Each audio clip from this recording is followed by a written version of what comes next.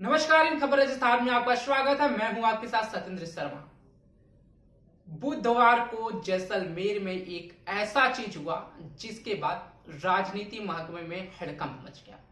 हम बात कर रहे हैं पाकिस्तान से आए विस्थापित हिंदुओं की, जिनके ऊपर जैसलमेर की कलेक्टर टीना डाबी के आदेश पर पाक से आए हिंदू शरणार्थियों के घर पर बुलडोजर चल गया।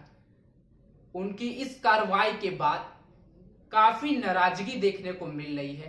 खासकर राजनीति में यह मामला अब तूल पकड़ने लगा है। भाजपा इसको लेकर अब मुद्दा बना रही है, तो वही पाकिस्तान से आए शरणार्थी रोते बिलखते नजर आए थे। उन्होंने कहा था कि यह हिंदुओं का देश है, पाकिस्तान में हमारे ऊपर अत्याचार किया गया, उसके बाद हम यहाँ पर शरण लेने आए क्योंकि यह हिंदू बहुल इलाका है और अपना देश है। लेकिन जिस तरह से अत्याचार हमारे साथ पाकिस्तान में किया गया, अब वही अत्याचार हिंदुस्तान में भी दोहराया जा रहा है। आखिर हम जाएं तो जाए कहां?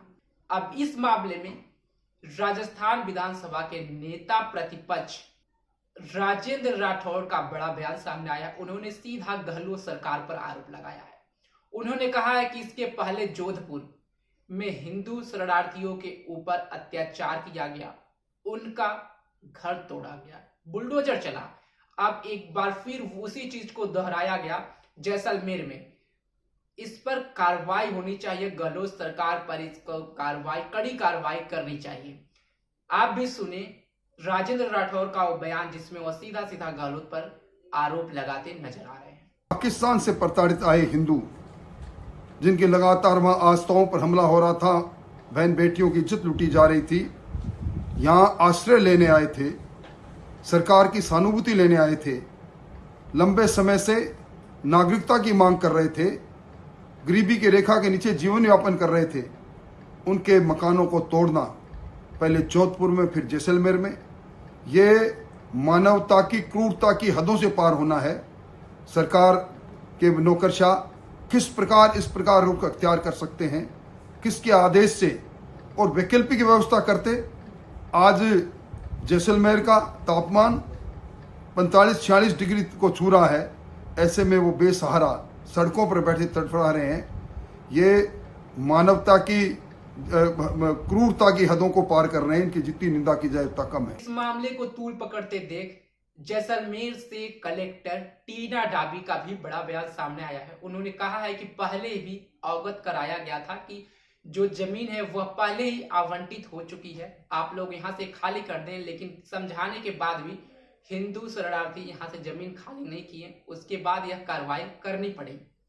और साथ ही उन्होंने बताया कि बुधवार को उनसे बात हमारी हुई और उसके बाद उनको रहने के लिए एक अलग जगह मुहैया कराने की बात चल रही है। जैसलमेर की आईएएस ऑफिसर टीना डाबी का वो बयान जिसमें वह सीधा सीधा इस बात पर जवाब देती नजर आ रही है।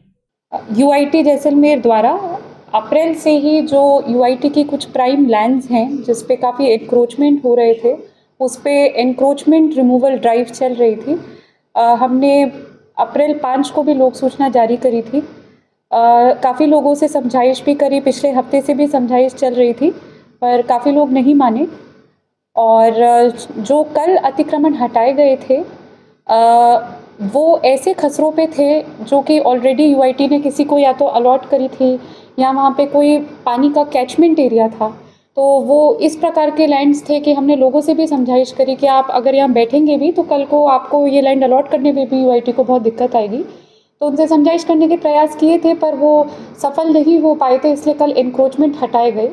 और वो इंक्रोचमेंट्स ऐसे थे जो पिछले 10 दिनों में ही किए गए थे, तो वो काफ़ी कच्चे प्रकार के थे, टिन शेड वगैरह प्रकार के थे, तो उनको हटाया। वहाँ पे फिर जो पाक विस्थापित समाज था जो वहाँ बैठा था, उनका काफ़ी विरोध भी हुआ। और आज हमने बहुत अच्छी उनसे सक्सेसफुल और पॉजिटिव वार्ता करी, उनकी डिमांड्स भी सुनी। उनकी मुख्य डिमांड यही थी कि उनको बैठने की कोई जगह दी जाए।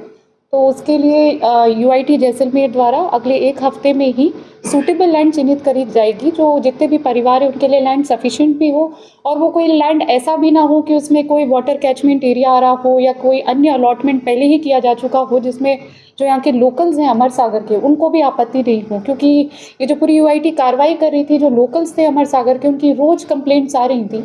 तो एक रूटीन जो इंक्रोचमेंट रिमूवल था वो तो हमारा लगभग पूरा हो गया है, और क्योंकि आज बहुत अच्छी हमारी वार्ता भी हो गई जितने भी पाक विस्थापित हमारे यहाँ रिफ्यूजीज़ हैं उनसे, और वो मान भी गए, क्योंकि उनकी प्रमुख बात यही थी कि उन्हें बैठने के लिए अब एक ज़मीन चाहिए।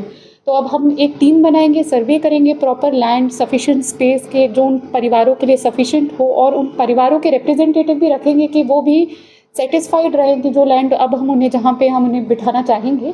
और बाकी जो लोग अभी कुछ ऐसे भी परिवार हैं जिन्होंने ये अपनी इच्छा व्यक्त की कि उनके पास अभी कहीं पे भी रहने की जगह नहीं है, तो जिला प्रशासन द्वारा जो हमारे गवर्नमेंट शेल्टर होम हैं, रैन बसेरा है, वहाँ पे रहने खाने पीने की पूरी व्यवस्था की गई है, उनको कोई खर्चा बियर नहीं करना पड़ेगा।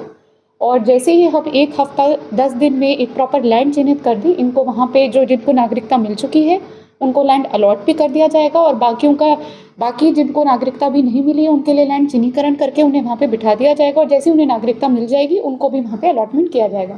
तो जितने भी लोग थे वहाँ, उन्होंने आज उनसे अच्छे से वार्ता हो गई, वो समझ गए, उन्होंने अपना विरोध भी खत्म कर दिया, और हमारे साथ में मिलकर सर्वे देखना यह होगा कि शरणार्थियों के मुद्दे पर गहलोत सरकार क्या करती है और उनके क्या फिर से बसाने की कार्रवाई की जाएगी, क्योंकि जहां पर कई सरकारें रोहिंग्या मुसलमानों को बसाने की बात करती हैं, लेकिन हिंदू बहुल देश में हिंदुओं के ऊपर ही अत्याचार हो रहा है।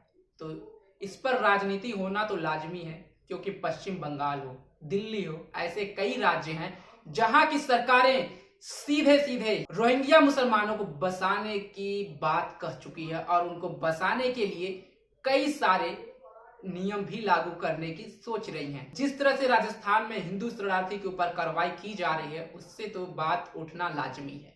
इसको दो तरह से देखा जा रहा है, क्योंकि अगर बात करें रोहिंग्या मुसलमान की, तो उनकी संख्या बहुत ज्यादा है, और कई सरकारें इसको अपने वोट बैंक की राजनीति से लेकर चल रहे हैं कि अगर हम रोहिंग्या मुसलमानों को बसाएंगे तो हमारे वोट में बढ़ोतरी होगी।